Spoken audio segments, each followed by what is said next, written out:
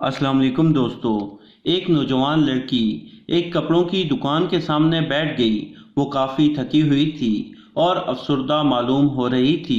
दुकानदार जब शाम के वक्त अपनी दुकान बंद करके घर जाने लगा तो उसकी नज़र इस लड़की पर पड़ी। दुकानदार ने लड़की से कहा कि शाम के वक्त इधर क्या कर रही है, अपने घर चली जाओ, इस शहर के हालात ठीक नहीं, तुम्हारी जान को खतरा है।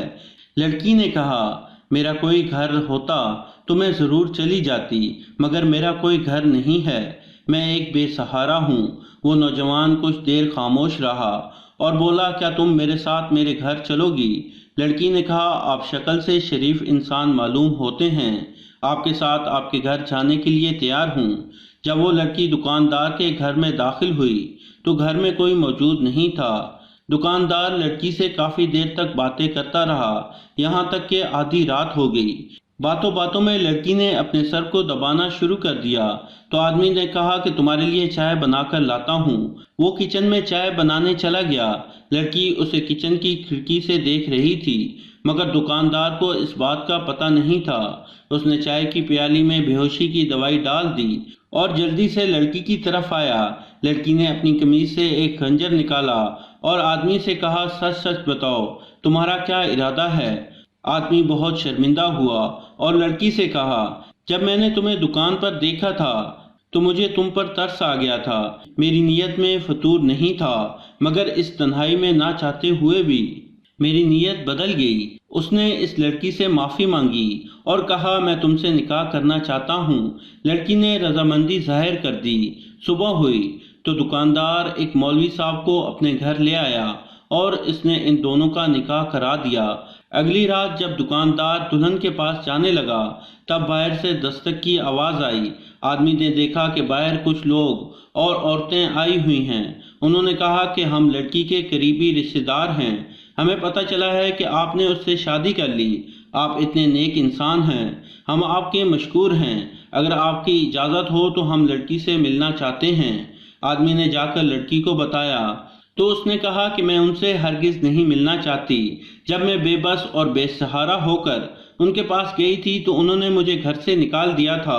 अब ये दोबारा मेरे पास आए हैं, मुझे इन पर कोई भरोसा नहीं। हो सकता है कि ये मुझे अपने घर बुलाकर किसी शख्स के हाथ बेच दें। आप उनके सामने बहाना करें कि मैंने कसम खाई है कि 1 महीने में अपनी बीवी को किसी से नहीं मिलने दूंगा। आदमी ने बाहर जाकर उनको अपनी कसम के बारे में बताया और वो वापस चले गए। और फिर वो शख्स अपनी बीवी के पास जाने लगा तो उसने कहा कि मेरी तबीयत कुछ ठीक नहीं। आदमी खामोशी के साथ सो गया। अगली सुबह अपनी दुकान पर चला गया और शाम से पहले ही घर लौट आया, मगर ये देखकर उसके पैरों के तले से ज़मीन निकल गई क्योंकि उसकी बीवी घर पर नहीं थी। उसने बीवी की तलाश में इधर उधर भागना शुरू कर दिया और पूरे मोहल्ले में उसे तलाश किया, मगर वो ना मिली। फिर एक बुढ़िया ने उसे बताया कि तुम्हारे जाने की कुछ देर बाद ही वो घर से जा रही थी। लड़की ने घर से एक भी चीज़ नहीं उठाई और खाली हाथ चली गई, लेकिन एक खत अलमारी में पड़ा था जिस पर लिखा था कि मेरा शौहर मुझे बहुत मारता था और बात बात पर सितम करता था। एक दिन गुस्से की हालत में उसने मुझे तलाक दे दी थी। मेरे वालिदैन या बहन भाई कोई नहीं था। मैं अपने करीबी रिश्तेदारों के पास चली गई तो उन्होंने मुझे घर से निकाल दिया। शाम के वक्त आपकी दुकान के पास बैठ गई तो आपने मुझे घर आने का कहा। मैं जब आपके साथ आ रही थी तो मुझे 3 औबाश नौजवानों ने छेड़ा और तंग किया। आपने शायद नहीं देखा या फिर आप चुप रहे। घर में भी आपने मेरे साथ ज्यादती करने की कोशिश की और फिर माफ़ी मांग ली। आपकी गैर मौजूदगी में आपके बारे में हमसायों से पूछा तो इस बुजुर्ग खातून ने बताया कि इसकी बीवी उसे छोड़कर चली गई थी और झगड़ा इस बात पर हुआ था कि बीवी कह रही थी, तुम एक बुज़दिल इंसान हो जो अपनी बीवी की हिफाजत नहीं कर सकता, इसलिए मैं तुमको छोड़कर अपने पहले शौहर की तरफ जा रही हूँ। वो मुझे सिर्फ मारता था, लेकिन किसी की इतनी जुर्रत नहीं थी कि वो मेरी तरफ आंख उठा सके। कल काजी की अदालत में आ जाना और मुझे तलाक दे देना। तो दोस्तों, ये थी हमारी आज की कहानी।